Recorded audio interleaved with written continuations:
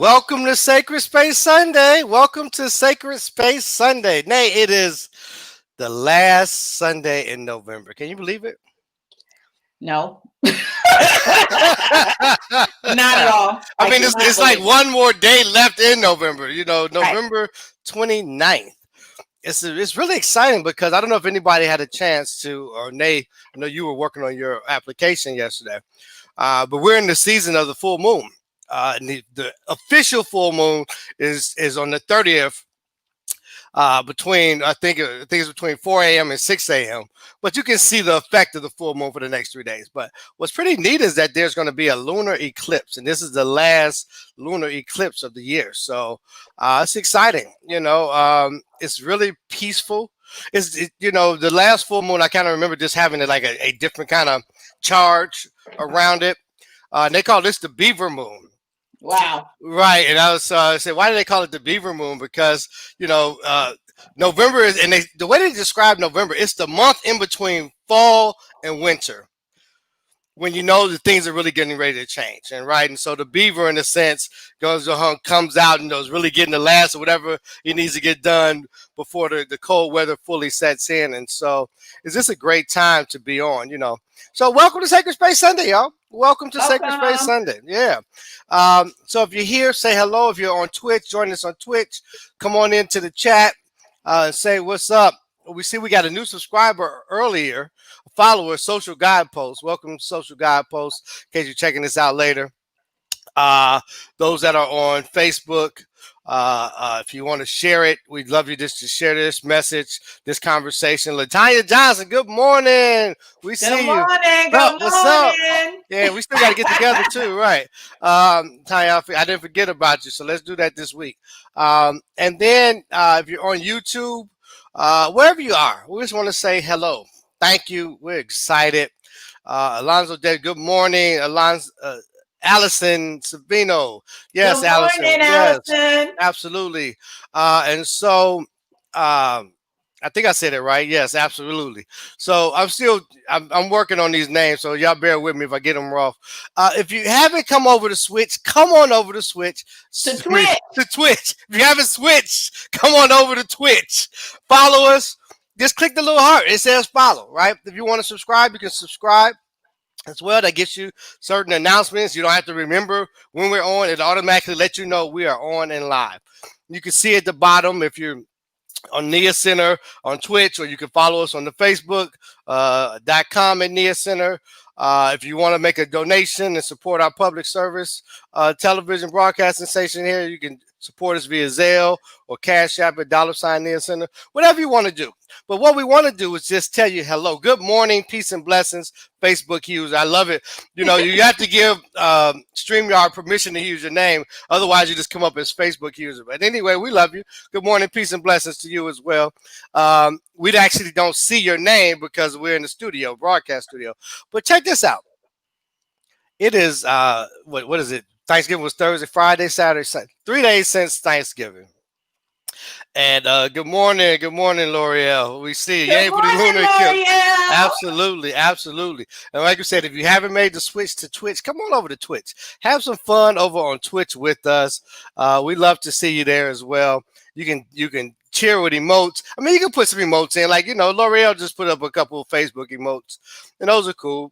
And Twitch, we got some different kind of emotes that you can put up in addition to the regular ones that you can put on Facebook and those places. But Thanksgiving, right? Thanksgiving was Thursday, or what I like to say, the season of Thanksgiving, right? Because that name, whether it's a holiday or not, but it's a season of giving thanks, a season of giving thanks. And so, Naomi, how was your Thanksgiving? It was beautiful. It was quiet, in the sense that it was just Mark and I. We kept it safe. Mark cooked a phenomenal dinner for us, and say it again. Phenomenal dinner for us, right? And what's interesting is we did do a family Zoom, which we did some games, some breakout rooms. We gave away some prizes, and so that was pretty awesome. But one of the things we played about, bingo, right? Yes. We played a family bingo, right. And so you can do that online. So there are fun things to do online with your family. But one of the things is we asked around on our family Zoom, what was everyone's favorite meal for Thanksgiving? And people just kept saying stuffing or dressing. I mean, we call it dressing up north. You come from a Black family, you call it dressing. I actually did grow up calling it stuffing, but so stuffing, dressing, whatever works for you based on. So, Nay, you might just confuse the audience. Did you come from a Black family? I did, and we called it stuffing, but we also said sofa, right? So, whatever, right? It might be a regional thing. Black is a culture, not a color. Yeah, absolutely. Say it again. So One time for the brown people just kept saying stuff. I was like, wow, people really love this. And that has always been my least favorite thing. Maybe that's why, because I call it stuffing and not dressing. But it's been my least favorite thing at Thanksgiving. Hey, let's see. Why don't you put in the chat your favorite Thanksgiving? I'm just curious. There's no stuffing in the Black community. Hey, folks, put in the chat what your favorite Thanksgiving dish is. I'm just curious. What is your favorite thing? If you're on Twitch, thank you. We got some people over on Twitch. Tell us what your favorite Thanksgiving meal is. I'd love to know. I think you didn't leave it up. You got to remember the people on the other coming in from other places. They can't see it, and I'll take that, Latanya. I'll take that. Right? Yeah. Type in the chat. What's your favorite thing for Thanksgiving? What's your favorite thing to eat? Right. But this year, Mark made this a wonderful dish that was dressing, aka stuffing, but he put this turkey gravy over it. And I usually don't like turkey either. And so this year, that was actually my favorite dish. So, that was for me, Nay, it was really about connecting with my ancestors, my grandmother, your grandmother, knowing that they weren't here physically. And Thanksgiving is a time where I think about family and just fellowship and food. And so, like, if you've never made dressing before, you'll say, it takes hours to make. You gotta mix it up by hand. You got a lot of stuff, a lot of steps involved with it. And so, with the first time I made it, it really helped me understand the amount of love that's poured into the cooking, the process of cooking, and the food. And there's that seasoning called love just makes a difference. And so that's what it was. It created an opportunity for me to connect. Put the love in it. So that's why I like it the best. That's the one made with the most love. It had nothing to do with the food. It was the love ingredient. Yeah. Well, we got a turkey and gravy. The Cyril DC Joy likes turkey and gravy. She says stuffing also. Maybe it's a regional thing. Maybe it's a regional. I'll give y'all the pass. I'm feeling generous today. It's the season of thanks. But it was also an opportunity for us, sister, to have some time to be quiet and be still for a day, which normally we wouldn't, because we were like rushing to get to wherever we were rushing to get to. And so I'm grateful for that. And it was fun. We actually had almost 20 people on the bingo in the family Zoom. So that was pretty cool too, across both of our families. Yes. So that was beautiful. All right. So, for those who don't know, maybe you should do some introductions. Oh, absolutely. Like, who are you? Right. And why are we here? And why? So this is Sacred Space Sunday, right? So, first of all, the Niyah Center presents Sacred Space Sunday. Niyah meaning intent and purpose. The Niyah Center is really a social justice, interfaith, ethical center. Look really around the 3 E's: educating, engaging, and empower people to actually do that, be intentional around living in their purpose. Because we know when you're living in your purpose, there's a joy and a fulfillment that comes along with that for you and the rest of the world that you touch. And so that's what the Niyah Center is all about. Sacred Space Sunday is an interfaith conversation, right? But we welcome people of all faiths, all walks, talks, beliefs. Even dogs can come. You hear ours barking in the background. Well, we welcome you because we're not here to convince or convert you, right? We're not here to convince or convert you. What we're here for is to share an opportunity to share maybe some wisdom, expose you to some other traditions, but most importantly, at the end, insight plus application equals results. So we want to give you a tip, a tool that you can use right away to have your life be different. So that insight plus application equals results is what makes Sacred Space Sunday different than, let's say, some of the other types of people think church programs, right? It's that this is not church, even though you may get uplifted, right? Your soul may be edified. This is really a space where we can come together in community, have opinions that may be similar, have opinions that may be different, but have opinions that where everybody is respected, everybody gets to be heard, and that in that respect, in that sharing, everybody also gets to be uplifted. And so we've had some amazing testimonials of what this has created over the last year, I guess almost a year and a couple of months now, since we first started. Every other Sunday, 11 a.m.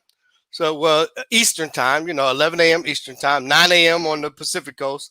And we welcome back our Pacific followers who were telling, hey, man, that was too early when y'all was doing it at 10. It's just too early on the Sunday. So we moved it to 11 about 3 months ago, and I think it's worked out pretty well. So welcome. So Niyah Center was founded by that beautiful woman there in the red, Naonu Jewel, who's bishop, doctor, pastor, a spiritual leader. I don't know about that. Hey, but right, because we could create our own titles, right? I mean, we create our own titles. But really, she is our spiritual director. This was her idea that came to her, divinely downloaded. Came to her in divine form, obviously, in divine Naonu. We started this about a year and a half ago. I'm Mark Christmas. I'm our holistic health director. When we say holistic, we care about your whole body, your mind, your body, your spirit, your heart, right? Your finances. And so we bring you programs all around wellness. And so you can count on me to talk things well. Hey, Auntie, how you doing? She actually won the bingo game. She did win the family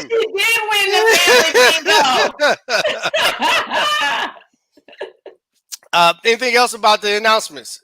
I mean, about the introductions, Nay? No, let's get into some announcements. And remember, if you have any announcements, please type them in the chat.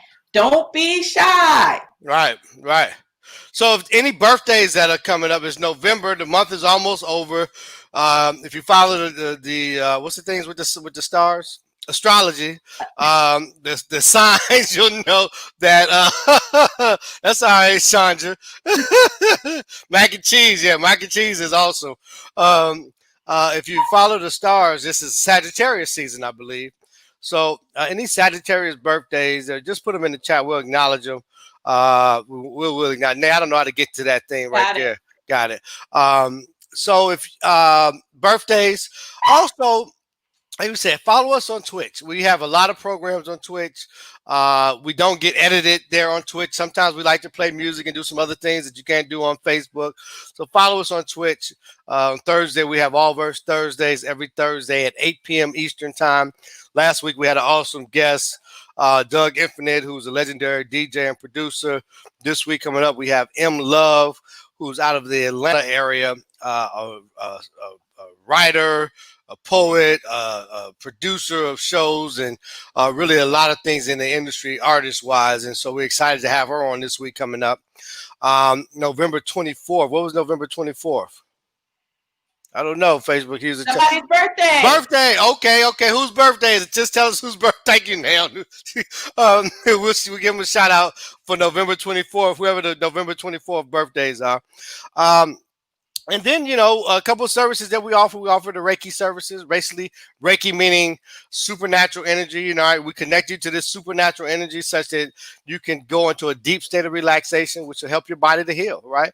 And your mind, your body, your spirit, they can come into balance. And so we've been offering these services. If you're interested in those experiences, or if you want to talk about them, or you want to learn how to protect yourself without, or what we say, care for others without impairing yourself, let us know.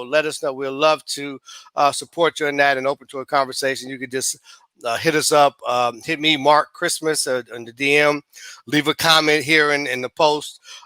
Either way, we'll get to you. We'll get back to you. And finally, what else? Allverse.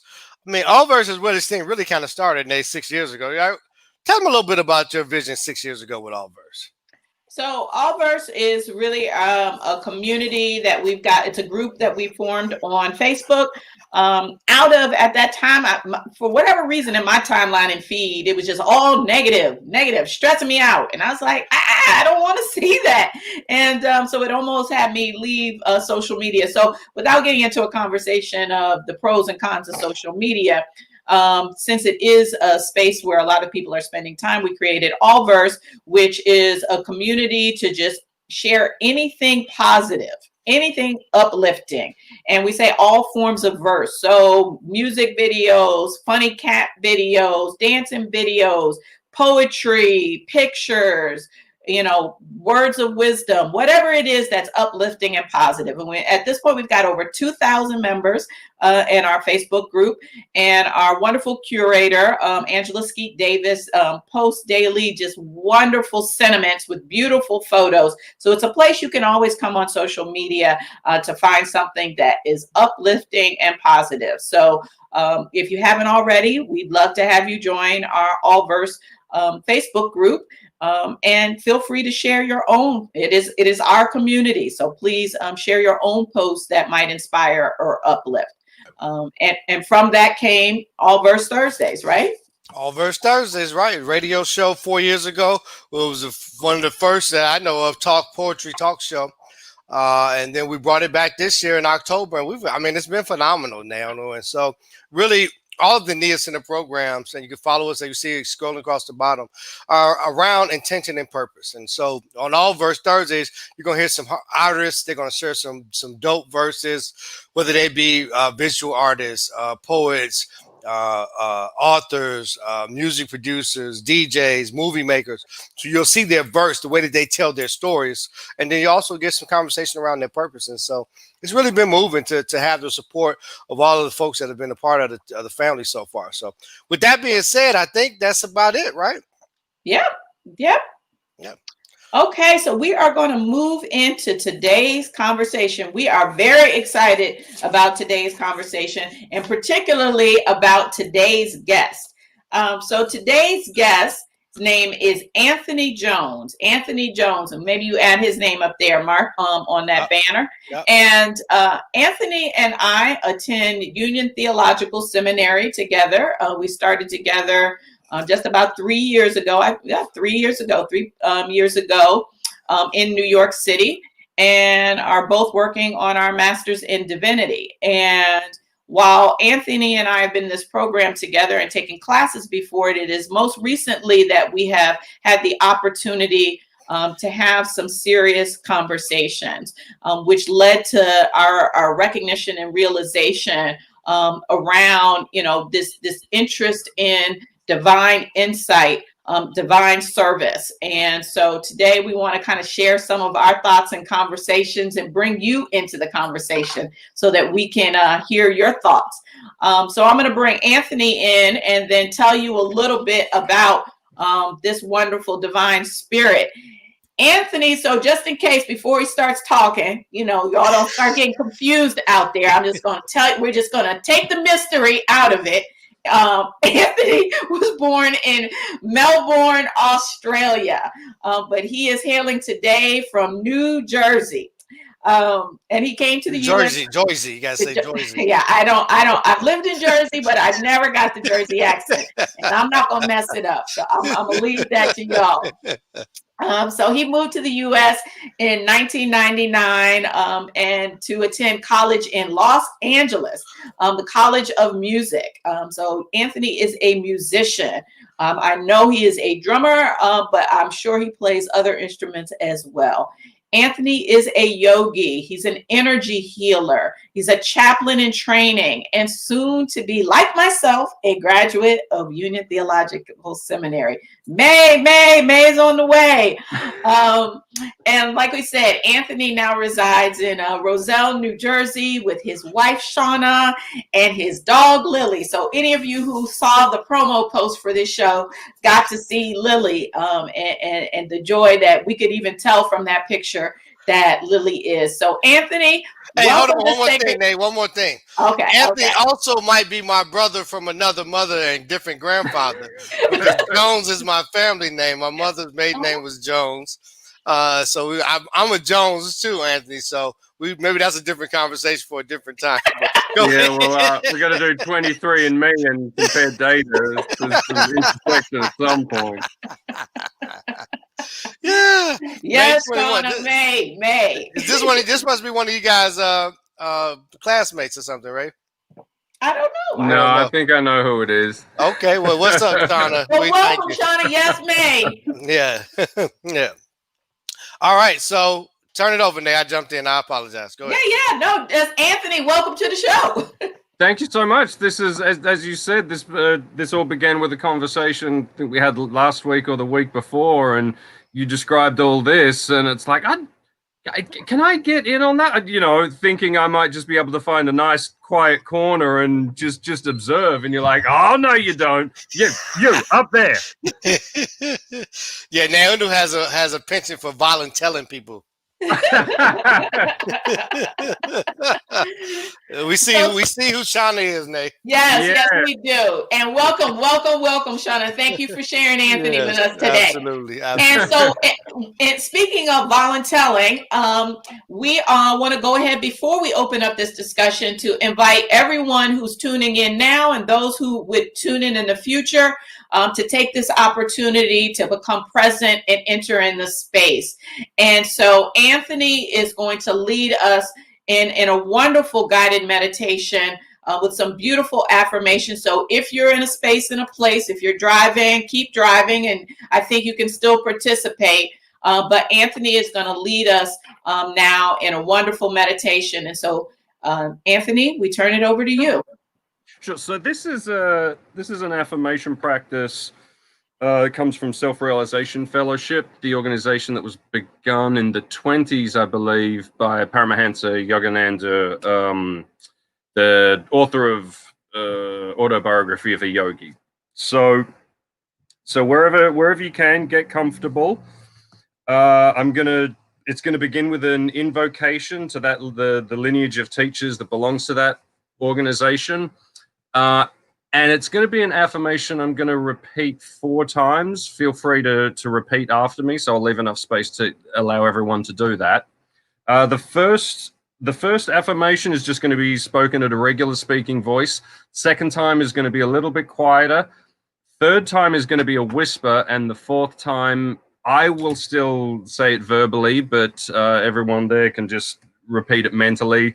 Then we're just going to spend a moment just kind of marinating in the energy and the light that this affirmation has created, and then I'll bring us back with a closing invocation. So, Lord God, Divine Father, Divine Mother,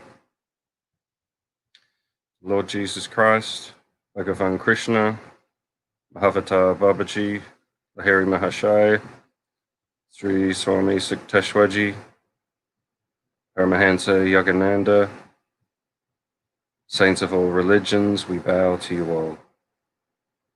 May thy light shine forever on the sanctuary of our devotion, and may we be enabled to awaken thy love in all true hearts.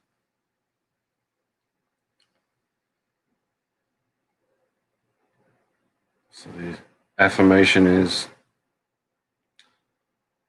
I am submerged in eternal light.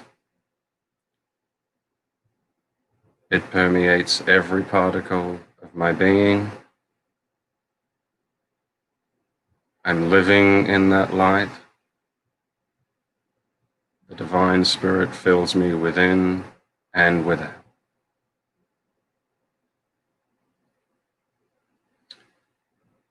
And again, a little bit softer. I'm submerged in eternal light. It permeates every particle of my being. I'm living in that light. The divine spirit fills me within and without.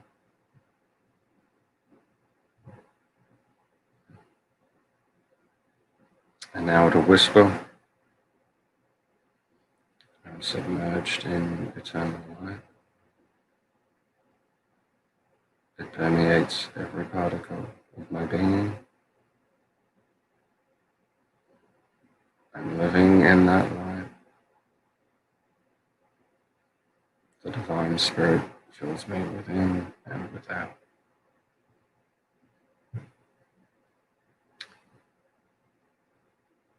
And this last time, just repeat mentally. I'll continue to repeat it verbally.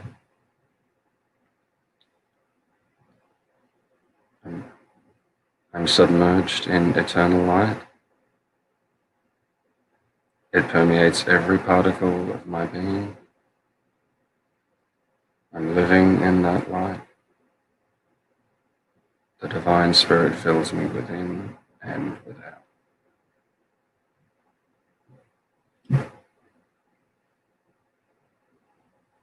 I just take a moment to experience the light that's been invited into your presence, into your being.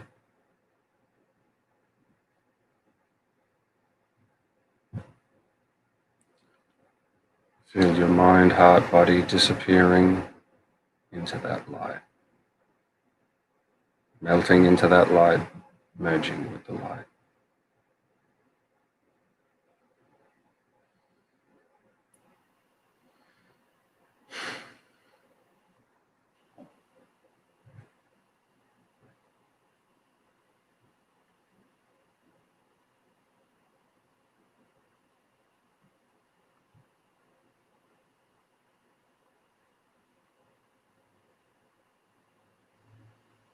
We'll end with a closing invocation. Universal Supreme Being, Father, Mother God, Lord Jesus Christ, Bhagavan Krishna, Mahamata Babaji, Surya Yukteswarji, Paramahansa Yogananda, saints of all religions, we thank you for your great, great blessings. Thank you. Amen. And so it is. Ooh. Hey man, that's a powerful meditation. I don't know about you all out in there, but I felt like my hands were made of a bunch of different particles, not like one hand. I could just feel it, just like when you like disappear into the light, man. That was awesome. Thank you. Thank you for the opportunity. I'm humbled and excited to be here. Absolutely. And it's interesting. So we live in what I like to call shared living, otherwise known as an apartment building. And our neighbors upstairs must have very small children who run everywhere. Walking's just never an option, right? Which, thanks to the practices, and Anthony in particular, some of the practices from the classes that we take at Union, my selfish nature of wanting silence at all times, unless I'm deciding that there's noise, that would have been disruptive. So I've been using some practices to check in on my own views of the way I think the world should be in terms of what a shared living experience should be like. However, I have been unable to convey these meditative mindfulness practices to our little dog, King. He is absolutely opposed to any of the noises that happen that he did not personally create, and responds to them vocally and frequently.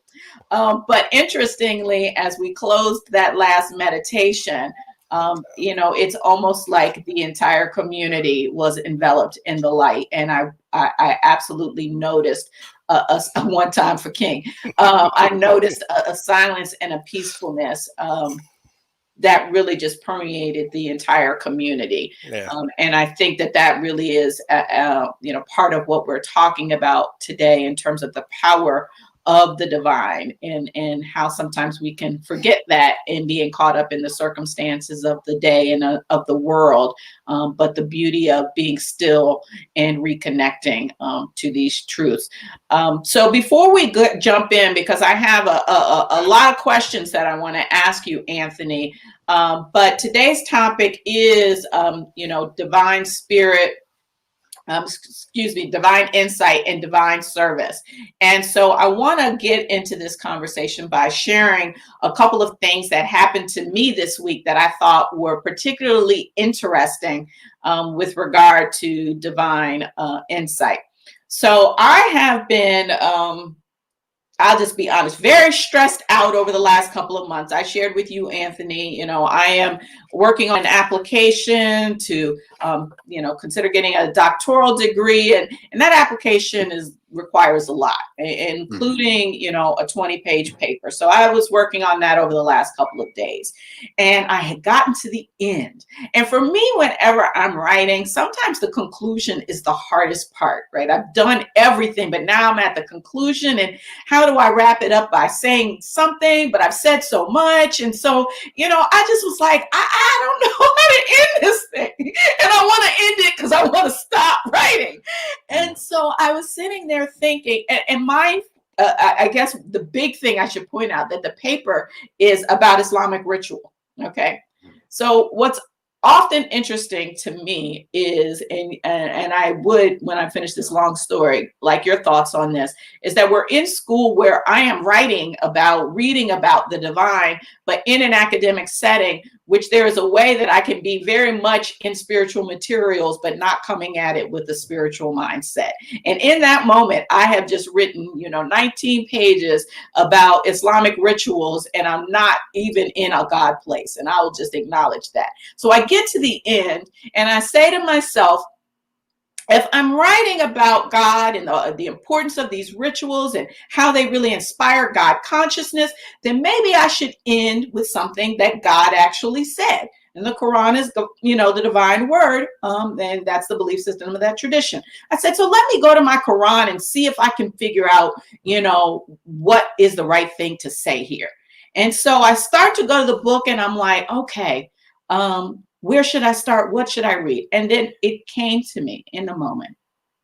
Naomi, you've spent, I don't know how many hours writing about the importance of Islamic ritual and that what it creates is an ethical perspective and God consciousness, which brings you closer to the divine.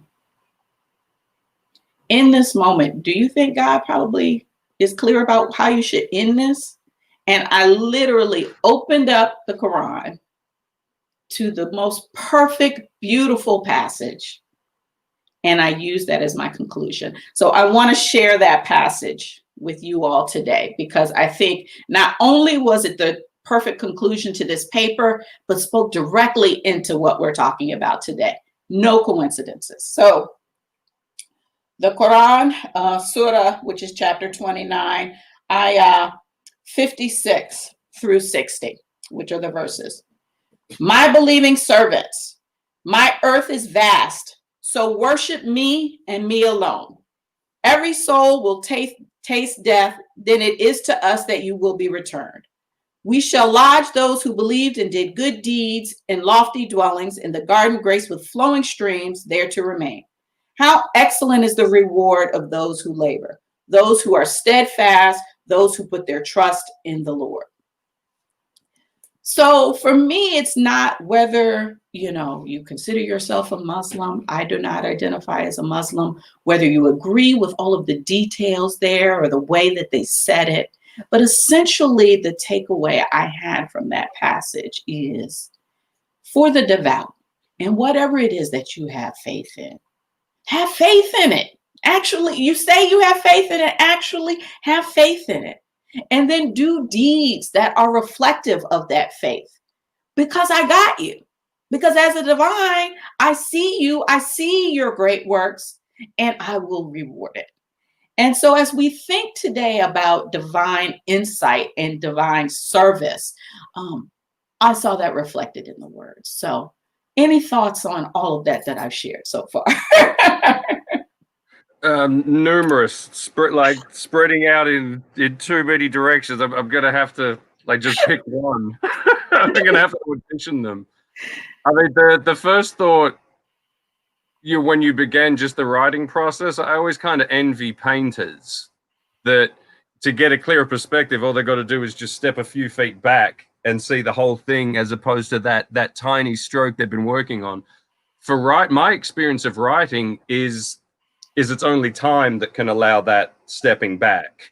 If you've been agonizing over a sentence, you need to sort of forget what the sentence was and then read it fresh, but that you can't do that in that single writing session. So I mean, I'm literally there with you. We're both in third year, so I'm very familiar with that experience. On the faith component, it's this is where it's been. And I mean, thank you for that. There was a beautiful quote, and thank you for the story. I mean, I resonated with a lot, and it took me to sort of where I'm grappling with faith and trying to stand in position to it, so that the unknown is a mystery, not your own ignorance. How do you define faith for you? I try not to, because I want my experience of it to grow and evolve as I do. So if I define it, I feel like I'm containing it, and I don't want to do that. Whereas I'll so I can describe it or I can convey it, but as I'm doing now, you gotta have some words or some thoughts in terms of where you are today. So let our viewers like inside your mind and heart in terms of things that you resonate with, even though you're still in exploration and open to know more. I think I feel as that sort of invisible connective tissue between what I know about myself and the world and what I don't. So it's the ability to place things, to recognize what I don't know about, creation, and hold that as a mystery that I can embrace, not something that I don't know that I'm locked out of. And I think it's the easiest way for me to enter it is to distinguish it from a belief. A belief is something I choose to accept, an idea, an explanation, and it's something I contain within my mind, Whereas faith is that accompanying feeling that just kind of envelops you. It comes from within you, but it feels like it surrounds you. And we've had conversations about that sort of magnetic pull into something, whether it's a project or just some situations where nothing about it rationally makes sense, but there's sort of an irresistible force that you can't quite tell whether it's from outside or from inside, and sort of almost to determine which it is meaningless. Because you sort of disappear. Like, is this me or my life? Well, they're both one and the same thing. And then whatever it was that you had faith in, when you arrive to it, it feels like a restoration as opposed to something new added into your life. It feels like a returning home. I love that, a returning home. And it's interesting because I don't know that we've, compared, definitions, if you will, around this. But, this is a question we grapple with repeatedly here on Sacred Space Sunday, and always ask our guests to weigh in on.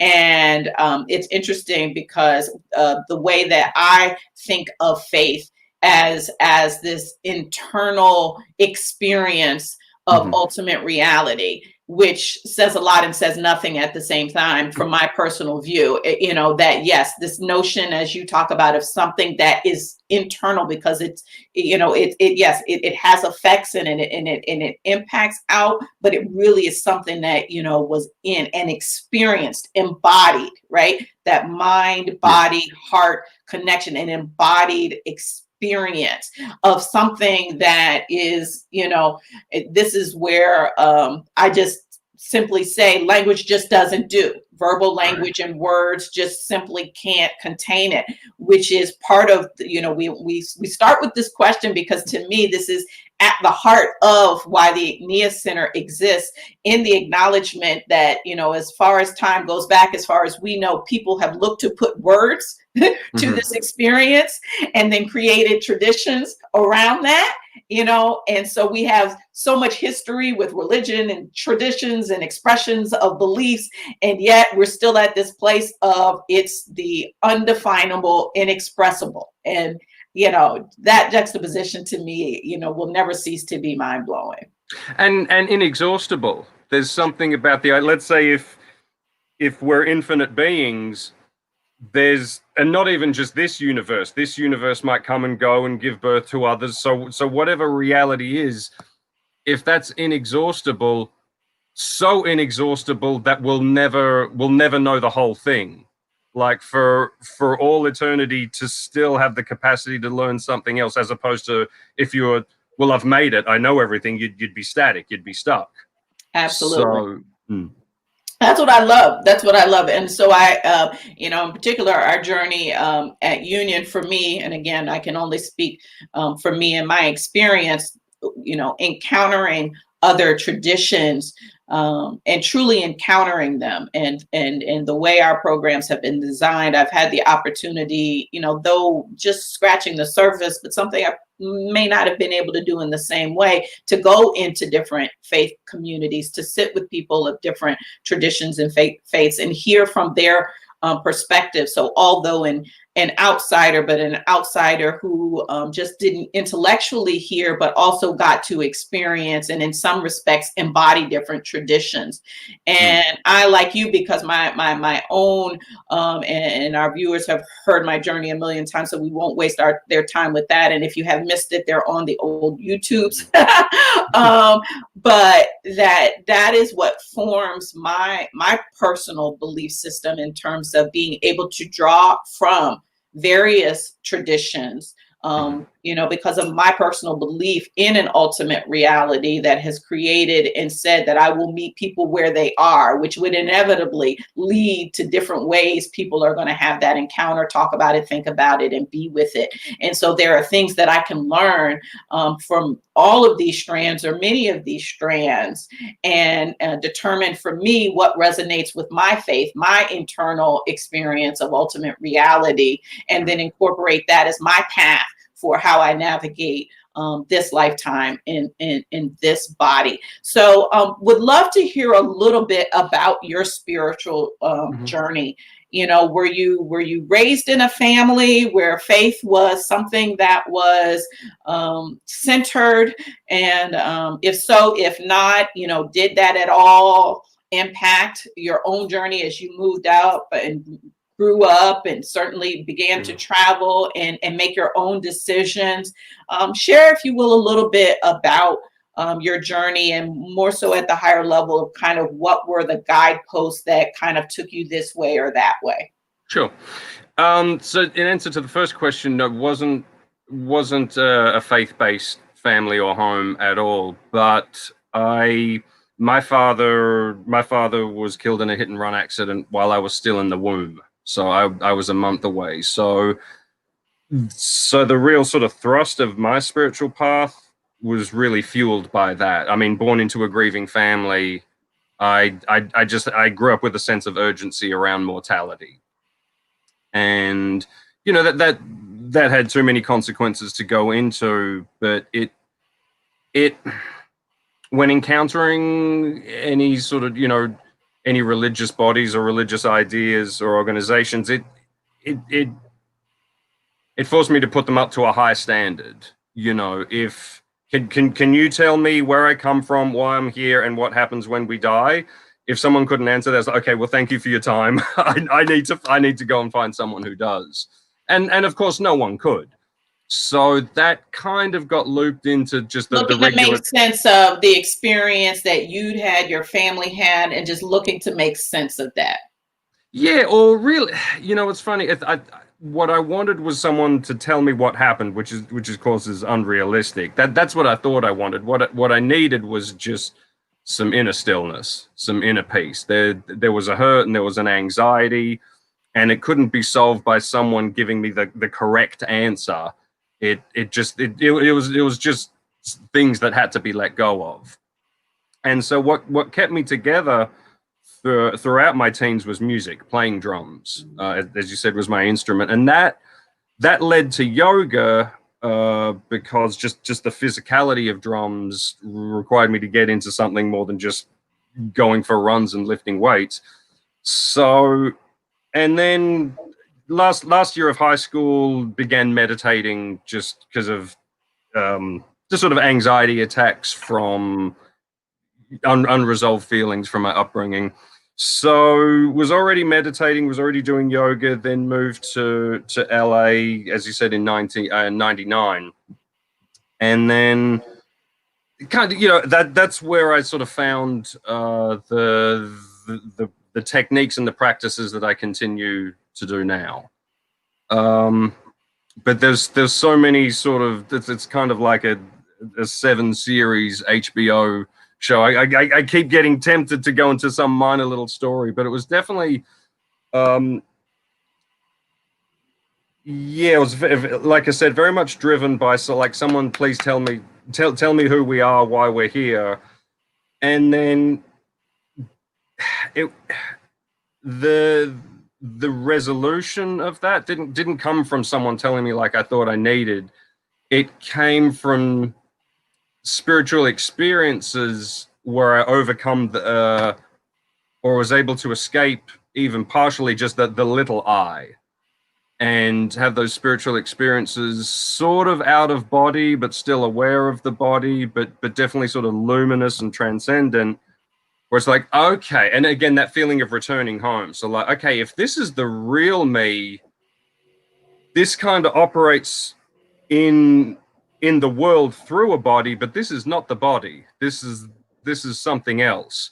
So if this is sort of what for everyone that they don't, because different traditions, and you know, we speak plainly here on Sacred Space Sunday, those who, you know, came up in Judaic Christian, you know, households and focusing on Christian, sometimes they don't understand that language used in that way because it's different from the teachings that they have, right? In terms of this experience of the body and decentering an I, yes, in a context, but more of a decentering and an I in looking to God, and in particular Jesus, you know, as to step in and as the guide. So I don't want to rush past this because I think that this is an important area to kind of illuminate and share a little bit more about, and kind of give some context to where, good morning, Clarence, you know, this fits into your upbringing. So was it in LA where you encountered the community of spiritual leaders where the guru was? Was that in Los Angeles? Yes. Okay, so tell us a little bit, you know, you don't have to go into the details and the specifics, but this, you know, as I'm picking up, was an individual who had spent a lot of time steeped in what it seems Asian and South Asian traditions, and had pulled through some of those themes and looked to have them produce something in the world. So I want to hear, those are my thoughts, right? You know, and your more accurate depiction of how you would describe that, and then most importantly, what it was about that opened you up to begin to explore these teachings. And I think then we can kind of circle back, because within that context of how steeping in some of the specific meditative practices and philosophies about seeing self and self in relationship to the world, I think will have even more meaning for people who are not familiar with that context. Sure. Yeah, so my first introduction to the kind of the guru concept, you know, beyond how it would, you know, be portrayed in Hollywood by Yoda or, you know, Lord of the Rings or what have you, it was the meditation we did from SRF, or Self-Realization Fellowship. So reading Autobiography of a Yogi, that book, as it has for millions of people, just had this alchemical effect on me. Just my shoulders dropped, and just my breathing, something that there's a magic about that book. Say the name of the book again. I'm familiar. Sorry, I beg your pardon. Autobiography of a Yogi. Very, very, very famous sacred text. So check it out if you have interest in anything that you're hearing. As Anthony is sharing, and I only interrupt because again, this is as much for them as it is for us, and I really know that not everyone is familiar with these teachings, yet there are many who may be able to be transformed through and by, or at least receive just additional knowledge and awareness through these teachings. So and if somebody is out there in the social media world and sees it and can put the link to the actual text in the chat, that would be greatly appreciated. Go ahead, Anthony. Sure. Yeah, so like Autobiography of a Yogi had that effect on me, like it had on millions of others. And there was a temple near where I lived in Pasadena, and it felt so strange and comforting because it had been something I'd resisted for so long, to sit in church. You know, I thought I was like a punk rock kid, so I didn't do that. So that and so there was something about the book that I yielded to so much, but the guru thing I was wary of at that stage. But like I said, that book had such an overpowering, just yielding quality. It was just like this sort of soft pink cloud I just wanted to fall into. And so it sort of really... Y'all didn't hear that. A soft pink cloud he wanted to fall into. Who doesn't want to go out there and experience something that might create that? All right. Go ahead. But then everything that I had come to understand, or had probably convinced myself about devotion, especially to a single person, I was like, oh, easy, careful. So very resistant to it. But by the time I finished that book, it was like, all right, you got me. And I think that prepared me for when I met my physical teacher, and within that community, because it was that's not quite true, because I still had a kind of morbid wariness, and the practices that I do and the teachings associated with them were described as inner sciences. So the faith tradition side of it, that was anyone's own business. If you were brought up Catholic, yeah, stay Catholic. If you were brought up Buddhist, it's like, you know, stay Buddhist. There's no reason to change any of those cultural, familial, or religious associations. What my teacher was doing was getting to the heart of, okay, if there are chakras, if there are energy bodies, there has to be principles, maybe not recognized by orthodox science, but that can be communicated in the same manner as science. So they can be tested, validated, and sort of extracted and distilled from the traditions without disrespecting the traditions. And it allowed a different vocabulary for spiritual teachings to be dispensed. So that so let's say someone asked a question, there was never anything along the lines of, I know what I'm talking about, trust me. It was like, all right, everyone get on your feet, let's find out. So once there was a trained sensitivity in learning to feel energy and test and validate for ourselves, so that wherever possible, like I said, it was, if someone had a question, it's like, get up, let's find out, let's scan, let's do it. And that was critical for me at the time, because, like I said, just very, very skeptical, and very fearful. You know, I wasn't trying to be sort of a little mini professor or expert know-it-all. There was, because of the urgency of my upbringing, there was so much at stake. And if I was going to enter into anything, whether it be a community or a practice, there was just a long list of conditions that it had to meet that I wasn't even aware of. It was just a lot of triggers. So even going into it, there were things that's like, I'm not sure about this. And eventually, you know, come to find out, it's like, oh no, everyone's acting morally. And, you know, so this isn't a cult. You know, everyone's sort of doing that, which, yeah, if I'm going to name it, that was the concern. Like, what am I getting myself into? And understood. And that's part of the reason I really am grateful for you being here today, because there are all of these, you know, stigmas and all of these perceptions around what are considered non-traditional traditions and ways of approaching faith around the world, right? And you know, you and I are steeped in these conversations because of this, you know, academic bubble that's called union that we've put ourselves in. But, you know, the majority of the people are not having these conversations about, you know, geopolitics and economics and, you know, all of the social structures that, you know, have played a role in terms of how traditions have you know, grown, and what's grown and what hasn't grown. What do you know about and what do you think about as world religion and not world religion, and all of these different things, right, that would marginalize different ways of encountering ultimate reality that are inconsistent with Judeo-Christian values. And that's not at all to take anything away from these faith traditions. It's individuals and people who have used the traditions to do whatever they do, right? So thank you for having this conversation, because I don't think it's one that people get to have on a regular basis. And you know, Mark and I had a conversation the other day about the word guru, and again, I'm gonna go to my chat, folks. Y'all didn't know we were gonna put you to work, right? And if somebody finds a quick definition of guru, I would love for you to put it in the chat, because there is this stigma about what it is when it's really just talking about a teacher, right? And however, in the U.S., if you say guru, there are a lot of people who associate cult. So thank you for clarifying that for us. And a lot of people in the chat were interested in having that link. So we may be picking up this discussion later as more people get through those teachings and have things that they want to share in terms of their experiences. But I want to move us along to what we called our topic today.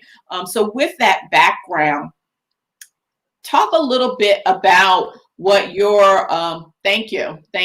That's the full definition. I think they must have got that from Wikipedia. I have better appreciation for Wikipedia now than I did 5 years ago. But they love that or a fast typer. Right, who can also type and write in Sanskrit and has those keys on their keyboard. Does it have the literal? Just quickly, the real deal. The literal translation is dispenser of the dark. Not dispenser, dispeller of the darkness. Yeah. Yeah. So thank you, Big Wolf. So divine insight. Divine insight. What role does divine insight play in your life? It's I mean, insight is when you know something, as opposed it stops being provisional at that point. It stops being an idea or a theory that you're entertaining and maybe auditioning. When it leads to an insight, it's something you own. Like it belongs to you at that point. It's a little bit like, you know, if a bank was going to give you a loan, it's like, oh, I got all this money. It's like, well, yeah, you owe it back. It's not until you put that money into a business that earns money that belongs to you. So it's the money that you earn that you put into use and earn on that loan. If no one objects to the financial analogy, but it's like an insight is when, yeah, like I said, it's sort of, again, on that theme of returning home. It's like the question that you put out to your life or the universe or however you frame it, the answer comes back. But in the meantime, you sort of, you play around with ideas and possible explanations and you figure it out and you think through it. Like the insight comes when thinking has done its job. You've done everything you can as sort of autonomously as an actor, and then it's when you receive that answer back from yourself or from somewhere else as insight. And so how do you discern when it's Anthony's self pushing forward an idea you prefer, and when you feel like the divine is communicating directly? How do you discern? I really related to your story when you just stopped, and when you sort of, either I stop or I'm shaken out of the era that it's on me, by me, as opposed to me. And there's this weird, there's always this sense of, I always feel a sense of relief, but a mild sense of embarrassment. Like, it's like, oh, yeah, right. Yeah. Yeah, no, I totally get that. Like, I actually experienced that. I mean, it's like I'm talking to myself. I was like, did I just go to the Quran like it was a dictionary and be like, okay, so where's the like, as opposed to allowing it and knowing, right, as I approach it, that, you know, that there is a dynamic that is occurring here at a level, like we said earlier, undefinable, unexpressible, inexhaustible, that says, oh, you chose to stop and be, and now I can do what I do, right? And it's always this strange feeling of like, but I knew that. Or it's like I understood, or no, actually more accurately, it's like I understood that all along, I just didn't know it. It's that mechanism that I love about spirituality. You said it earlier around returning home. It's the remembering. It's why we do the practices, right? Whether that's meditation or prayer, or yoga, it is we return to these practices so that they can return us home, so that we can remember the truth of who and what we are. The details of that who or what we are is going to be defined by whatever your belief system and traditions you call your own. But I still think that there is, a universal way and truth and essence around this in terms of, remembering our relationship to ultimate reality, however you ultimately define that. So you and I had a great conversation. And so I want to lead this a little bit into divine service, right? And so how do you take divine insight? And I'm absolutely acknowledging the time is 12:01, folks. But I think this conversation is so dynamic. I really want to get to this through this last part of connecting divine insight to divine service. So hopefully you can stay with us. That, for me, part of the discernment of divine insight, in addition to everything that you shared, is that there is a physical knowing in addition to this mental knowing, right? Whereas when I'm just in my egoic neo self, and I might know this, know that, and it's interesting, Mark mentioned astrology earlier, and I read my astrology some 10 years ago for Aquarians, and it says that their favorite phrase is, I know. And you talk about laughing embarrassment, because I'm just like, oh my God, I say that all the time. That's terrible, right? And so there is really, for me personally, a dimension that wants to intellectually know things.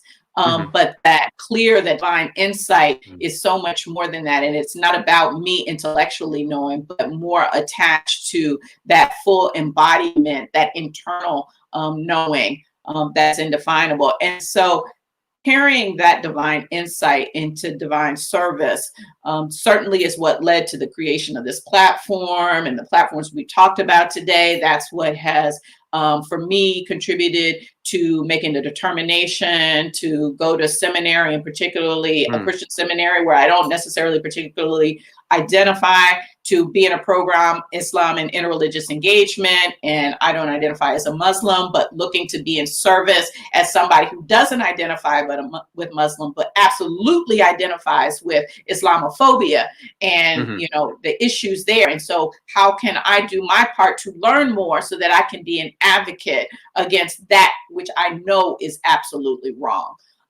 So, that's a little bit about me in that link, but I'd love to hear a little bit about divine service for you, and certainly in the context of some of the recent experiences that you've had in chaplaincy roles that you've had. Sure. Well, I kind of realized as you were speaking, I just made up a word, spoking. It's okay. Anyway, what I see Mark cheering. He's like, yes, I'm not the only one. tripping over my words here. I just realized as you were speaking that when I was looking to find God or see God, when that was a really urgent mission, I realized that that's what I thought I wanted, but what I really wanted was God to see me, which can only be the case. So it's trying to get rid of that feeling that you're lost, isolated, unknown, in a separated, estranged, and alienated, in a cold and hostile reality. That's the feeling that I was shaking off. And it was sort of to see God would mean that I was being seen. That was to just feel sort of unacknowledged, And I guess that's still, and so I think where service prompts insight is when you're in authentic, intimate service to someone, you're seeing as much of them as you possibly can. And it's not the factual information. It's not getting their height, social security number, eye color. It's that namaste seeing. That's exactly. It's bearing witness to something you kind of vaguely detect. You know, unless your third eye is just going to open and you can see everything. But until such time, it's like, yeah, you see that person through your five senses, but you experience something different when you're able to ask the question, okay, how are you? Not as a greeting. You know, go, oh, how are you? It was like, what's funny you answer that. It's been, whoa. I just was like kind of saying, how are you? Was in like, hey, how you doing? Hello. Like, I was being polite. I didn't really want to know. But what I don't want to rush past is this wonderful thing that you said, seeing with your five senses. I just want to pause on that and let that enter the space. Seeing with the five senses. Because that is, I think, one of the best examples of the intersection of divine insight and divine service. And, you know, in this time right now in the world, I just read what I'm going to call a horrible article in the New York Times this morning about a town in Italy in last February that the New York Times described as basically the worst hit community in the Western Hemisphere by COVID-19. And as horrible as that was, that much of it could have been prevented or not turn out as it did, but for political clamoring, economic priorities, and just things that really took away from seeing with the five senses what was occurring in that town. So in this world, and I'm gonna ask that we send out prayers and love to Clarence Lewis, DJ C Sharp, and his family. He put it on Facebook, so I don't expect that this is a secret, who have been tested positive for COVID-19 and are working through that, and that we know that their health is being restored and is restored in this very moment. And so we send out prayers of love, restorative healing immediately, completely, for Clarence, his family, and all of those around the world, and every being around the world who is feeling any pain or suffering, and particularly those who are impacted by COVID-19. So I just bring that into our conversation, because we're not just having some theoretical conversation today, right? We said divine and divine service is what the world needs, and seeing people with their five senses. So when you think about all of the suffering and pain and what is going on with regard to COVID-19 right now, how do you connect that to your own faith practices and views of divine service and insight? That's a work in progress. It's just so big. I feel I'm sort of in training for that task, you know, with whatever portion of it sort of comes into my field. You know, it sort of demands that all of us get involved, however we can. And we've had this conversation before. It's like in a, you know, union, sort of the environment of union, that there's a lot of sort of spiritual warriors, you know, a lot of people looking to get out and do that kind of work. I'm not well suited for that temperamentally. So I'm better off for a conversation. I'm better off sort of entering a room and having that conversation with someone. It's like, okay, how are you really? And not being overwhelmed, being attentive, and, you know, not try. Oh, so by that you mean this? It's like, no, just listening for people that need to be listened to. So I still haven't gotten my head around what's going on. You know, it doesn't help that there's there's conflicting narratives in the media, and there's all kinds of agents sort of trying to pull us to pick a side or, you know, join a camp. I'm trying to resist that, but at the same time make a commitment to truth, you know. And so look, I've done that. I've gotten one. So CPE is Certified Pastoral Education, and I've completed one unit. I did that at Rikers. Looking to graduate, then get my next few units. So I guess I'm trying to get myself right in preparation for whatever the next chapter is. You know, so develop an inner strength, develop the humility and compassion, but also sort of the energy and enthusiasm. We think that when you become compassionate, you just kind of chill.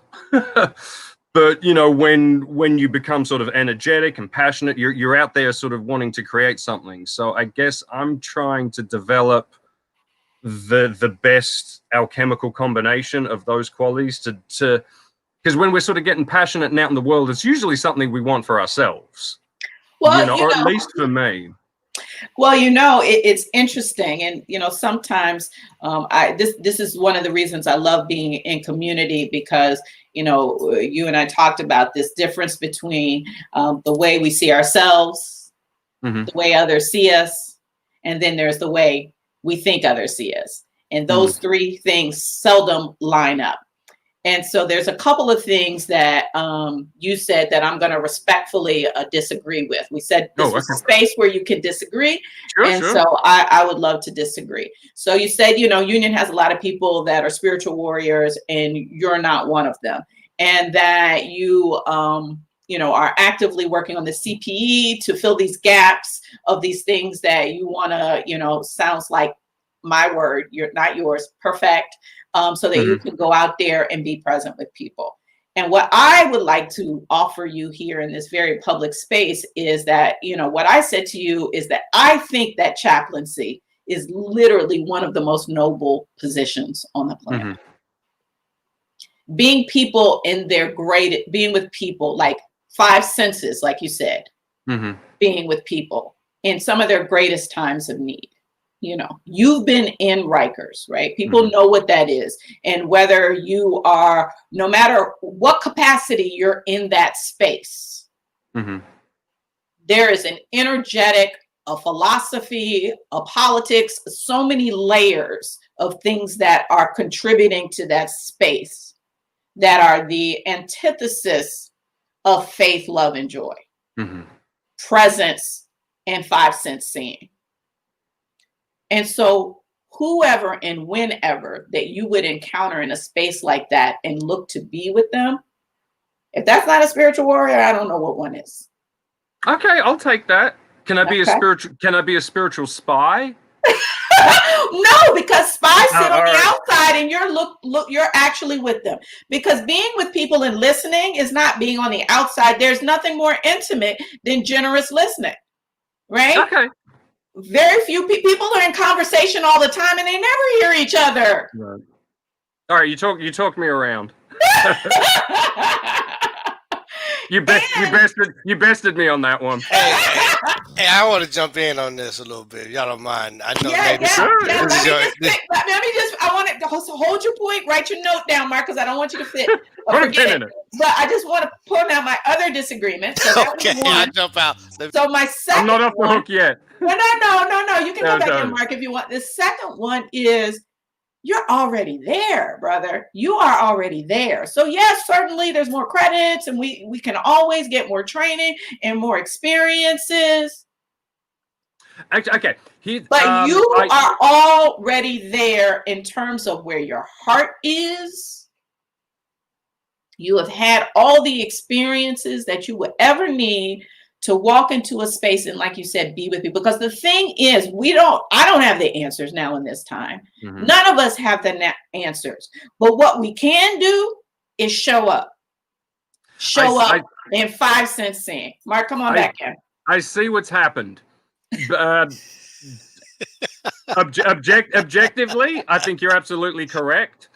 I think I frame it, the reason I frame that way for myself is to guard against me stepping into something because I want to do it for me. So I try and always hold the sensibility, not as sort of a self-punitive or sort of pushing myself down. I think I sort of hold a certain pocket of space so that keeps me alert to being pulled where I'm needed, as opposed to stepping in because I want to do it for my own satisfaction or my own agenda. So I kind of want to keep an empty, I sort of want to keep an empty space open. So incomplete, not as in not enough, but incomplete as unfinished, which I always want to be unfinished. Like I said, if the universe, if creation is if reality is infinite and I'm finished, I'm stuck. So I think, so I think two different things were going on. I think I was talking about, I think I was betraying how I think of myself, which is how I stay dynamic. But what it sounds like you were speaking to was as raw objective fact, which I completely agree with. So I think we're sort of both right. And I'm not being conflict averse. It's not like, you win. Leave me up. Mark, what do you want to put in on this? Hey, Anthony, I know how to say. Yeah, she wins too. Learn that. That's the key to successful marriage. Doing. It's the key to successful marriage. You said something earlier I thought was phenomenal around divine insight, divine guidance. That it really started off because you wanted to see God and you wanted God to see you. That really just hit me. Never thought about wanting God to see me. Can you talk a little bit more about, the concept is that God is everywhere. God is omnipresent, is omniscient. So when you say God to see me, can you just expand on that a little more? Sure. Look, and the wound that informed it was the fact that my father never got to see me. You know what I mean? So I remember one night, There was out with dinner with family friends. I must have been a teenager, and this particularly rowdy family friend. He would always order these insanely just expensive bottles of wine, and no one could keep up with him. So I was old enough that he just grabbed me and started topping me up. So he got me kind of lit. And then he got all serious. And just started talking about my dad and said, if he could see, and he just said, you just do your own thing. And he says, if your father could have seen that, he would have been so impressed. And it's like, wow, why do you have to get me drunk? And then, because that was the first time that I'd heard that. So, of course, that's this whole thing of if my father could see me and the fact that he would have if he'd survived and all of that. So but I think that was sort of that wound was sort of a metaphor for, it was a particularly intense form of an anxiety that I see sort of more dispersed, sort of like it was like a big chunk of ice in my heart, but it's sort of more like a mist or a fog that I see a lot of people subjected to. And I think a lot of social media and a lot of celebrity obsession passes into this. I think I think in the past, in various different cultures, there was a sense that, of course you were born witness to. You were looked over even in times of trial and suffering, that you were acknowledged by this great force.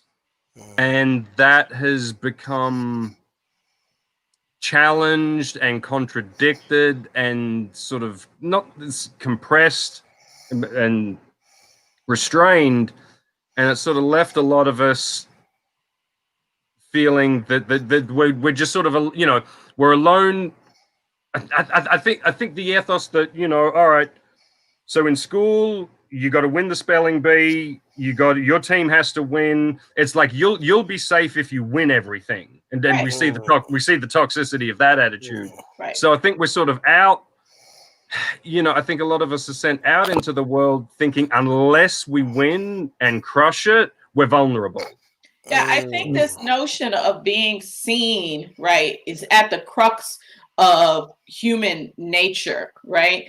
And so a couple of things come to mind as we have this conversation.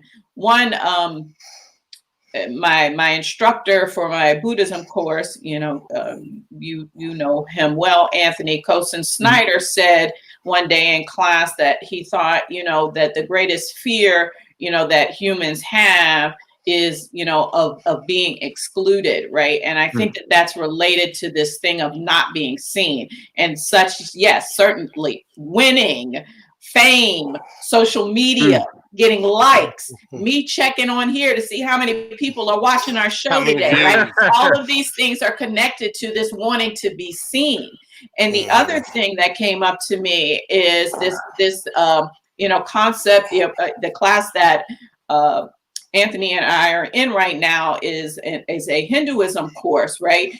And so notwithstanding the problematics with the term Hinduism, there is a term that they use in terms of the deities that they honor and their devotional practices, this concept of darshan.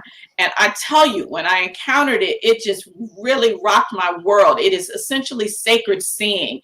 And so that it is their belief systems that when their icons are embodied through ritual, that in that moment of ritual, when the icons become embodied and they're sitting in front of what outsiders may see only as a statue or a carving or a picture, but for those that are the devoted, through the ritual that has allowed those icons and figures to become embodied, that not only are they actually seeing their deities, but more importantly, the deities are seeing them. Eye to eye, through the eyes, right? And so this notion of being seen, which is why, you know, when you join our program here, we want to know we see you in the chat room, right? We don't, even though we don't physically see you, those who are joining and even those who aren't participating in the chat, but just energetically are here with you, like we see you. That's why we look into the lens. We want you to know that we see you, even if we can't see you. So I think, Anthony, I mean, what you're saying for you was personal, but I also think it's so universal. Yeah, and it's, look, when you're a kid at the poolside, it's like, Daddy, Mummy, watch me dive, watch me dive. You know, you don't want to just know that your parent is there. You need them, like, it's just being witnessed, observed, like that's just part of a healthy childhood development. I think it applies to the parent with a capital P. That's similar. That's similarly that got it for me. The parent is there is different than the parent being there and watching you. Yeah, if they're just watching the game, right. It's not the same. So like their attention, you got that. So let me ask this, Nate. I know I acknowledge I could be hijacking your interview. We're going to have that be the final question before we go into insight, application, and results. But you go ahead and maybe this leads into it, is because I want to talk about grieving. Right, and you talked about wanting to be seen. Was initiated by this wound, and so does one. I guess with the question: are you still? Do you find yourself still grieving now? Because I think a lot of folks that are tuning into this have dealing with some kind of grief in some form or fashion. And then how do you get help with this grieving? How do you help? How do you even know that you need help? And then how do you go get it? So I guess it's a 3-part question. Yeah, it's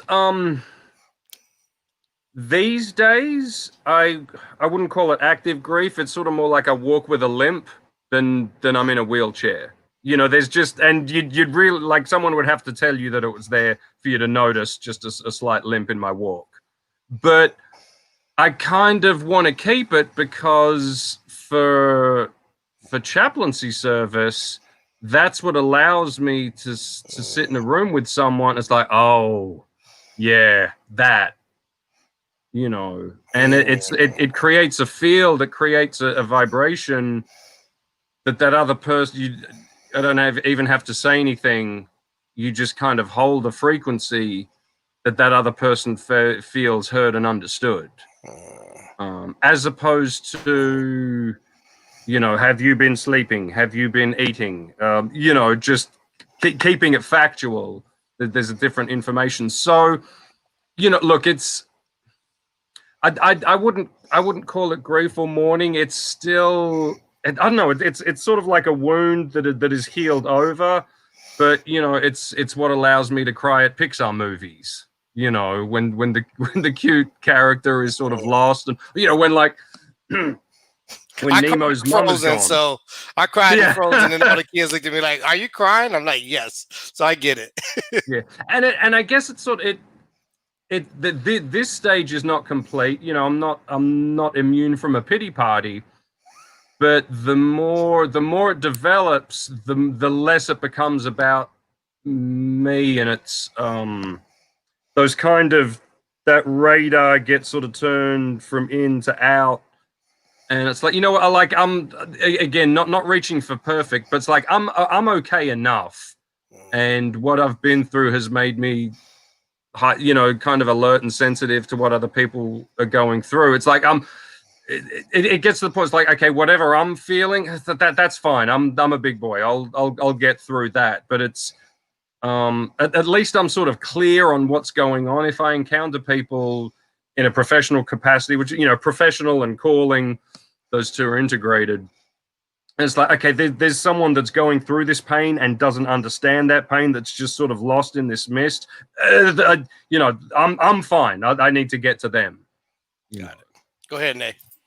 Thank you, Anthony. So we want to hear from you all out there in the world. We've covered so much and only scratched the surface. I'm sure you're picking up any one of these threads of conversation. We could have spent the whole hour and a half and more on. We tried to cover as much as we could. We still spent a lot of time. So really, any thoughts, questions, agreements, you know, further interrogation, we're open. I love here what Shauna said. Yeah, Mark got it up here, right? And so, yes, this is certainly, you know, a point of view. Yes.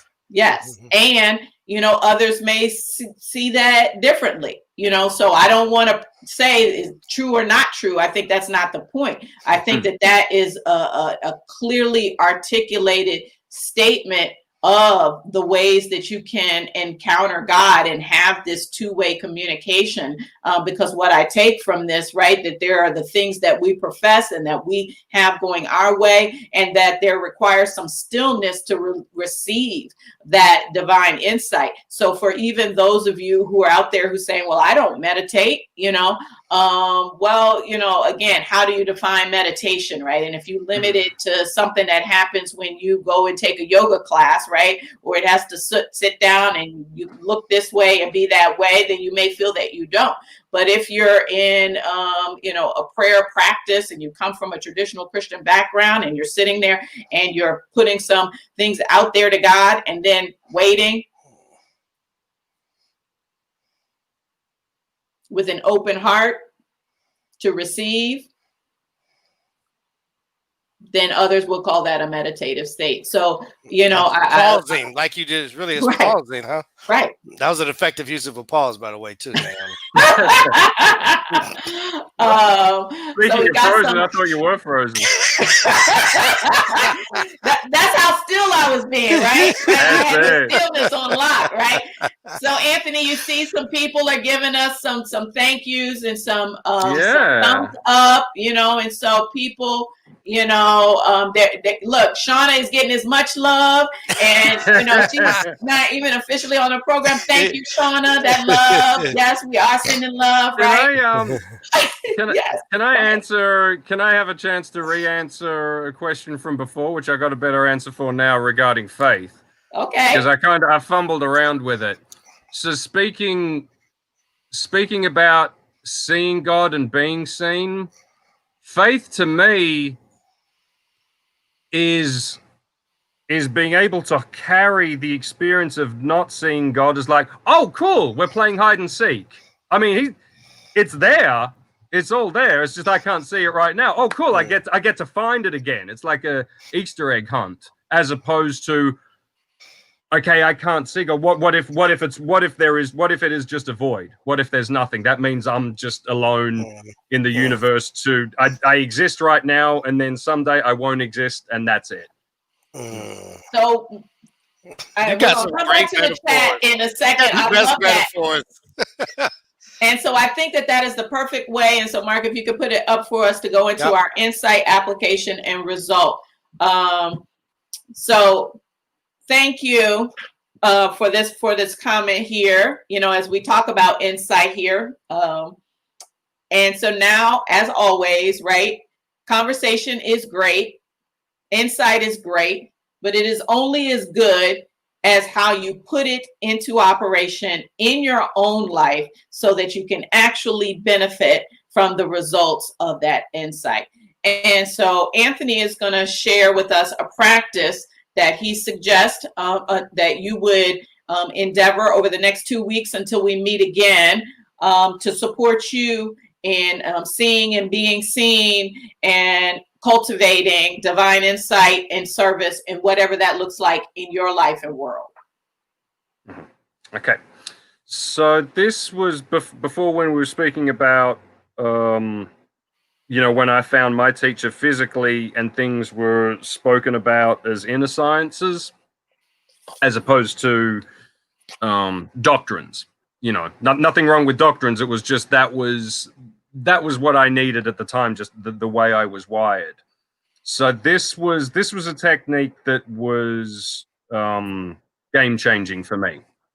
So because I got this technique through my teachers, I'll invoke to them out of respect. So to the universal supreme being, divine father, divine mother, my spiritual teacher, Yusef Chua Koksui, all the great spiritual teachers, holy masters, holy angels, all the great ones, our souls, our divine selves, we thank you for your great, great blessings. Thanks. And all right, so everyone, close your eyes. Connect the tip of the tongue to the roof of the mouth. Actually, open them just for a second so you can see me. So place your hands as though you were holding a sandwich. I'm raising it a little bit for the camera. Okay, now close the eyes. Connect the tip of the tongue to the roof of the mouth. And don't control your breathing, but just be gently aware of each breath. Be aware of the inhalation. Be aware of the exhalation. And even more importantly, be aware of the gap between each. It might just be a millisecond, but it's there. It's like when you throw a tennis ball up in the air, that moment between when it's ascending and descending, it kind of hovers in midair as though it were weightless. The gap or the stillness between each inhalation and exhalation kind of feels like that. Just 1 or 2 more breaths. Now, very slowly, very gently, extend the fingers so that the palms are facing each other. Kind of like you are holding a ball. Don't tense anything. You don't have to stretch the fingers out. Keep everything relaxed. Now, very slowly, very gently, move the hands away and towards each other.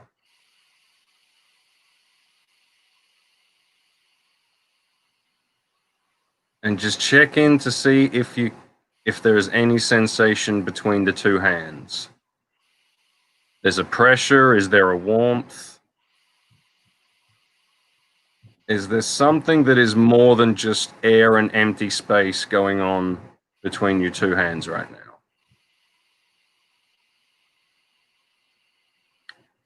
So hang out with that for a little bit.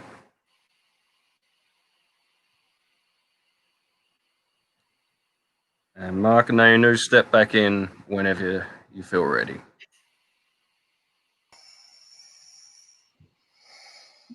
Wow. So what I want to do before we talk about I'm still doing it, Nate. I know. I already know. I mean, because I already know Mark, so I already know. So before we go into this, I want to give Anthony back the screen for a second, because Anthony, I want you to show people, now that everyone's looking, just what the 3 hand movements are, so that they can, when they go and do this on their own, that they can watch you with the 3 hand movements that you did. Sure. So all right, I'm gonna like that, just because. Oh, hang on, that's better. But just so like this, like you're holding a sandwich. But at your waist, right? Typically, you would do it at your waist. Yeah, right? no, I'm just raising it because of the camera. We're just reminding the folks this would be at your waist, but he's got to do it higher so you can see it in the camera. Right. Or wherever the hands end up, they end up. Just as wherever they sort of find themselves when the shoulders and the elbows relax, but not so relaxed that the hands drop. So just the minimal amount of energy you needed just to keep the hands up. So for me, that ends up being at my gut. So they're like that, and then extending them just like that. Yeah, so just the fingers, not the elbows, not separating them yet. So from this to this, yeah, little bit slower, and then hang on. And look, everyone's going to feel it differently, so there are no hard and fast rules. Just if you go from this to this, it's not going to happen. Right. So kind of, I don't want to sort of. What do you feel? No, we're clear. What does it feel like for you, though, Mark Anthony? and I we have felt it, so we get it 100%. So go ahead, Mark. What does it feel like for you? I mean, for me, it's like they're connected, like there's something in between. It's like if you could imagine like a pizza dough that you're stretching, right? But what does it feel like for you? Just so people can get a sense that it may feel different for everybody. I mean, I'm a Reiki master and I work with energy a lot, so I'm attuned to my hands. But what else might it feel? What does it feel like for you? For me, it's like magnets of the same polarity pushing against each other. That's how it always felt to me.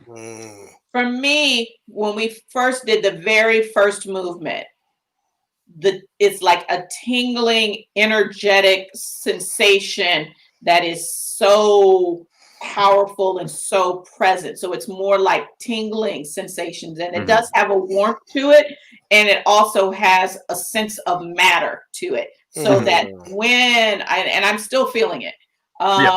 And so when I move this way, it's as if the matter expands.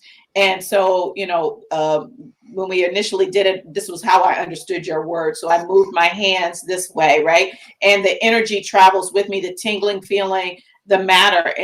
And so thank you for that practice of being able to hone it. And so I want to, before we go back to the chat, because the chat is like got lots of feedback for right. us. Fantastic. Sonya's like, wow. And, right. So, here's one of right. Yes, clapping is just fine. We are so for clapping here, right? And Shauna got in here. I think this was in response to the love that we sent her. Here we've got some, wonderful insight shared. Welcome, Rodney. Good morning to you. Thank you for joining us. But yeah, so I know that energy, need to practice this. Yeah, need to practice it, right? Okay, Latanya, what you got for us? Hey, look, what do you think, Anthony? like I said, it's wherever it finds its place. Like I said, these are all just steps to facilitate you feeling stuff. If one way feels comfortable, yeah. If it gets you to the destination, take the bus, take a car, walk, or do your thing. Right. I'm gonna start calling you Metaphor Man. Yeah, I think it annoys a lot of my professors, actually. Like, can you just make a simple point? So I think, Latanya, like you said, it doesn't matter. If anything, probably it's trying to release any tension from your body. And so, the tension doesn't support it. But also, the importance of the meditative practice of observing the breath that you introduced in concert, right? That it all works together. And a bigger discussion for another day. But this is an emphasis, Sacred Space family. We had a big conversation last time around meditation, right? And I shared my own journey with meditation, which is ongoing and daily, right? But that for me, this observing the breath helps me connect to the present so much more than counting my breath and forcing it. And so this was an example. I'm not saying hierarchy of preference here, but here was an example of a practice that you can engage in, where you simply focus on the breath. And most importantly, that gap in between, and that metaphor that you presented there was absolutely on point. So it was mindfulness, right? Because you were being now. What is this called, Anthony? So we can put it in the chat. What is this called? What did we just do? This is sensitizing the hands, I would say. Sensitizing the hand. And why would one do this? Well, this would be in preparation for actually scanning energy of others or anything for that matter.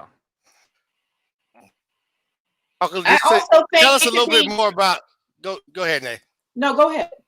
I was gonna say when you said, who's going? You or me? I'm gonna go. So, intersection with no stop sign. Right. That it's one more means for stillness, and stillness is always an opportunity to alleviate anxiety. And so, there is much in the world that may be creating anxiety for people. And I'm sure that this practice has, particular and has been used in certain situations. And I will offer you all, family, that, the affirmation that we began with, this presentation here for your application of sensitizing the hands, is an opportunity to get still, to still the mind, to get in touch with those five senses, to experience your body. And all of those things support reduction of anxiety, which ultimately can clear up your mind and allow you to focus on whatever is that next thing in front of you. Yeah. I think it's beautiful. I definitely want to put it into my Reiki training. So, because I've got some folks, I'll be like, what do you feel in your hands? They're like, huh? What are you talking about? I don't feel anything in my hands. Like, how do you, like, heighten your awareness? But I hadn't figured out the right metaphors. So now I got it. Oh. Already, we got an application. He's expecting results. So family, anything else before Mark is going to take us into this closing prayer? And so Mark, if you want to take yourself out and get set up for that. Now I want to give some context, put some stuff in the comment. Big Wolf says, great Reiki edition. So great. I don't know if this is one of your students, Mark, but Big Wolf is a thumbs up on that. My classmates from high school. She's big in the Lutheran church. We have to get her on one time to tell us about the Synod and all that, because it's a structure that just as a person growing up where I grew up, I never heard anything about. So Auntie says, thank you, Anthony. You're welcome, Auntie. I want to give some context for this, for our closing prayer. So we're going to play a song in the background that really touched my heart this morning, and Mark as well. And so it's strange. I think we're blessed with so many gifts, and a lot of times we don't want to call them that. Thanks for the cheers on Twitch. Clarence, thank you. More thumbs up for wifey.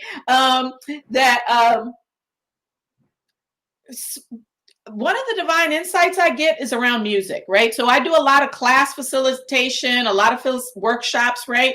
And I love music, and I will get these divine downloads of play this song. So, you're a musician. I don't know. I'm guessing that happens to you. And that's why musicians are and do what they do. It is through the divine download of what to play, when to play, and how to play it.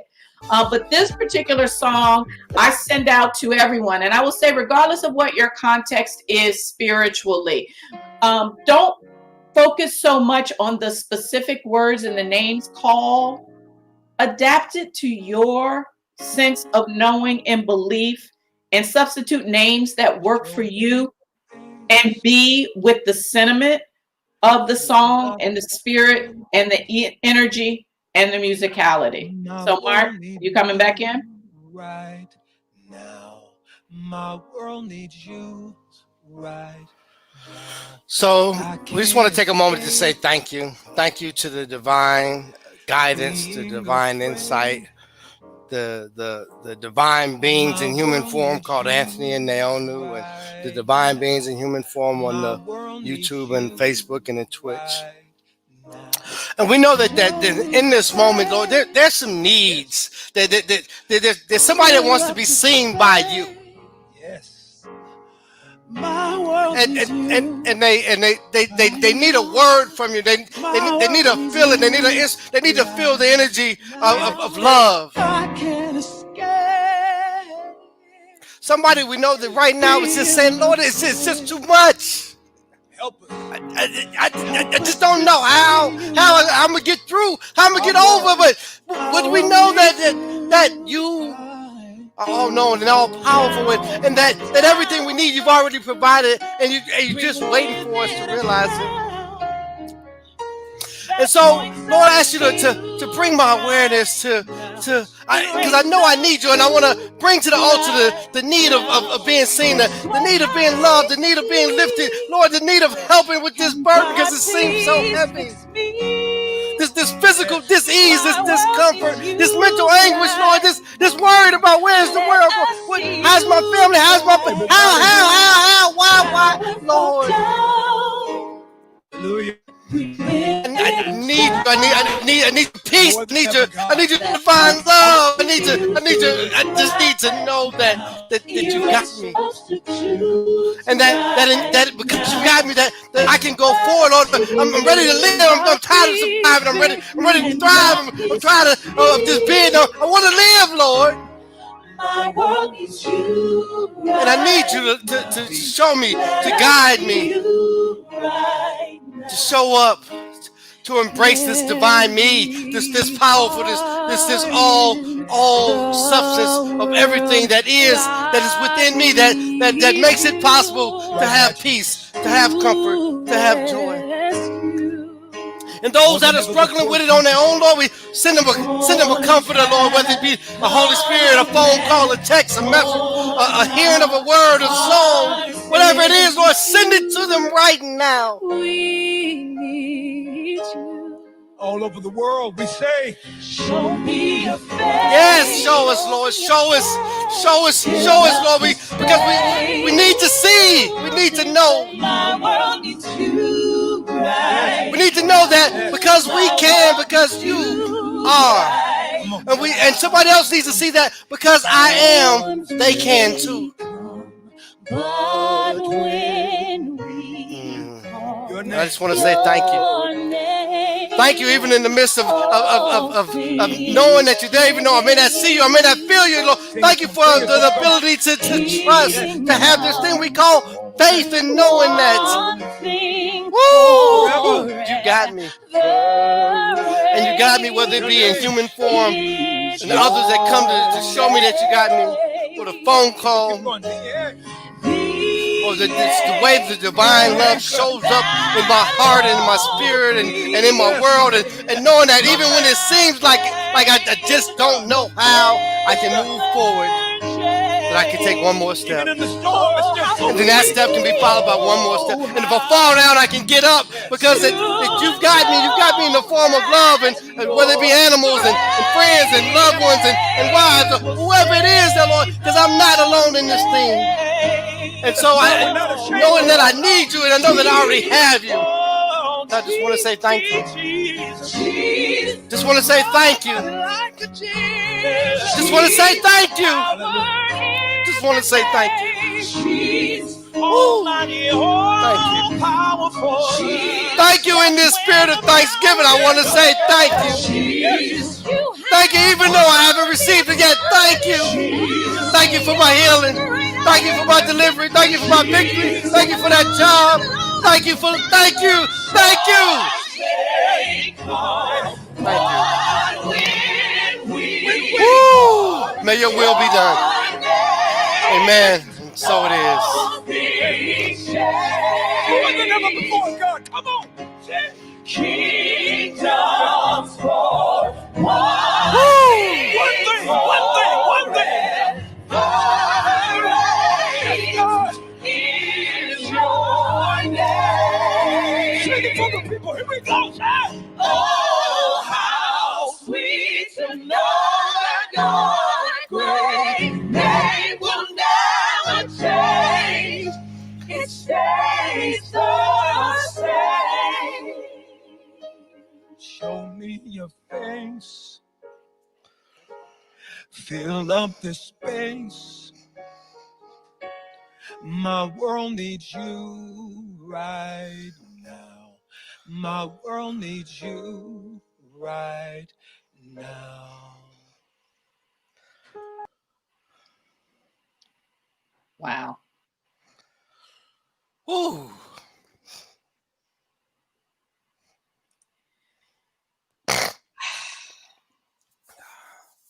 And so it is. And where's the divine insight again, right? So what did I say? You know, I'll save all the things that tried to tell me not to play that song, right? But there was something that said play that song. And the song was Show Me Your Face. About God, show me your face, which is exactly what Anthony said. I didn't know that when I chose the song. We didn't know that either.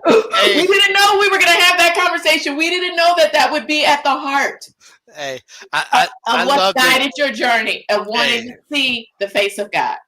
Yeah, and that will be with me forever. Because I don't know that I asked God that in those words. And I can clearly say that, yes, I can I know that feeling. Woo. What's Sonya? Sonya and Sean became best friends on the Twitch. Y'all not on the Twitch. Follow us on the Twitch. If you're joining, please follow us. Make sure you hit the heart to follow us so you'll know when we have other shows coming up. But Sonya said, I don't know if I'm still feeling the energy or having a hot flash. Put that up, Nate. I gotta find it. Oh, I got it.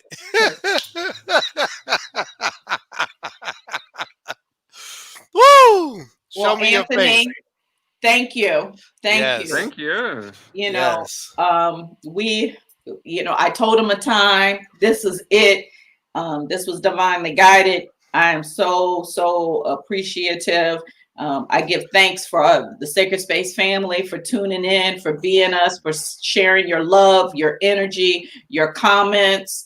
And we will be back here again in 2 weeks. Mark will be on Allverse Thursdays this Thursday. He has a wonderful guest. And check us out on our Allverse group. These spaces are for us. I don't say for you, I say for us, because I learn while I'm speaking. I learn while I'm listening. I get as much from these things in your comments in the chat, and hopefully we are giving to you. And so this is an experience of giving and receiving. This community is for us. And so continue to be with us. Love to you, Clarence.